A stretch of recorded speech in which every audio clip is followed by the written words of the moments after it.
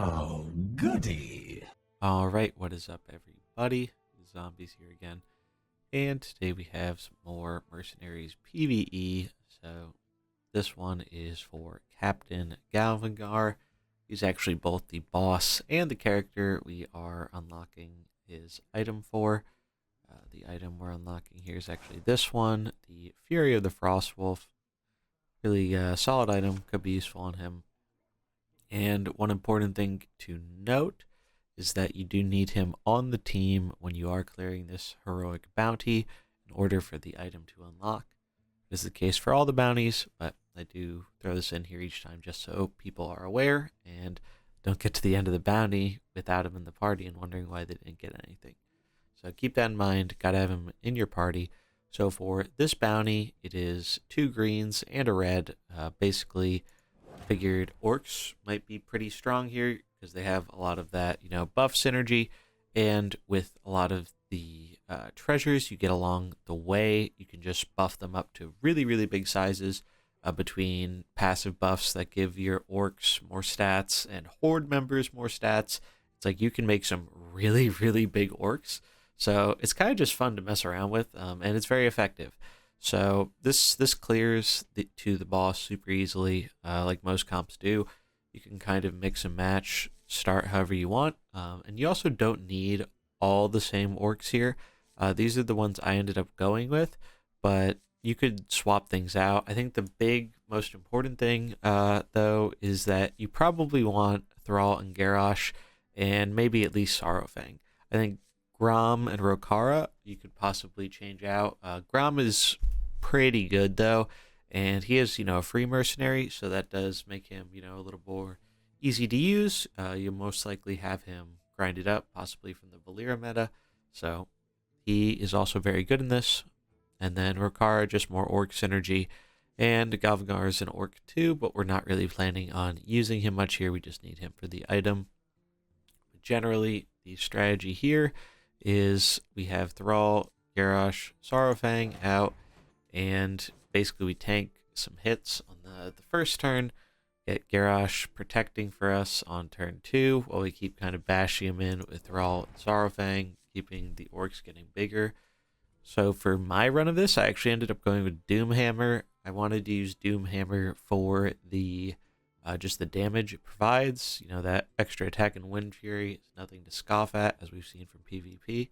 But there is another strategy you can use here, where basically you could use the Ring of Strength. Gives your orcs extra health when they are attacked, and this boss is an attacking focused boss. So that is an option if you want a little bit of extra survivability. So if you try this and your orcs die a little bit too quickly for some reason, maybe try swapping that out, because even though we're dealing a lot more damage with Doomhammer, we do have to remember we are taking damage in return as we hit into the enemy, so that does also kill off Thrall faster.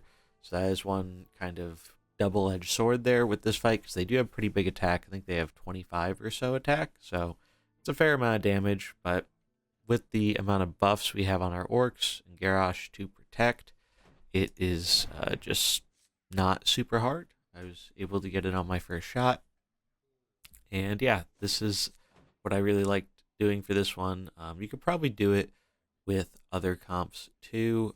I think the big thing is you do want some big red units though. And orcs were just the easiest thing, I think, to really scale up, because they have a lot of scaling abilities. Garrosh, you do want the extra health for horde strength. Sorrowfang, we do have mobilizing strike, giving more stats, but you could also put on the passive for extra stats. That could be okay too. I think this is still better, but that's definitely a viable option. Grom, we're running the halting sash. Battle Fury could also be beneficial, because we do benefit from swinging in with all that attack, but I don't even think I had to use Grom in my fight. And then Rokara is just there for backup in case we lose an orc. If you want to be extra careful, you could actually go with an alternate lead. Do something like Thrall, Grom, Rokara while you're going through the bounty. Save your Garrosh and Sorrowfang, or any other variation of that, just if you want to make sure your characters do not die, but orcs are usually pretty good. They usually scale out of range a lot of the small units, and Garrosh and Thrall are definitely the two main ones you really want to have by the time you get to the boss. So that is kind of our overall strategy for the comp here. We're going to get into the bounties now. If you enjoy this type of stuff, do remember to like and subscribe. It really helps out the channel a lot, and let's get into it. Alright, so diving into the bounty here, this one's not too tricky. You do have to be a little careful because they do have some blue heavy ones here that normal fights usually won't take out any of your guys, but you do have, you know, pretty red heavy lineup, so do be a little bit careful there.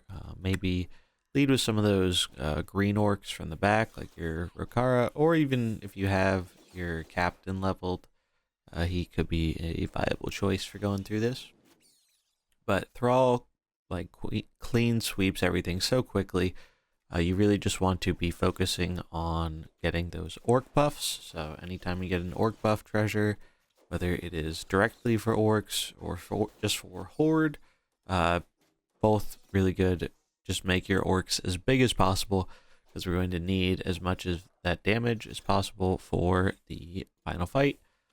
This was one I actually messed up on a little. This thing in the middle here can only take 1 damage at a time, and the guy on the left here is actually healing it.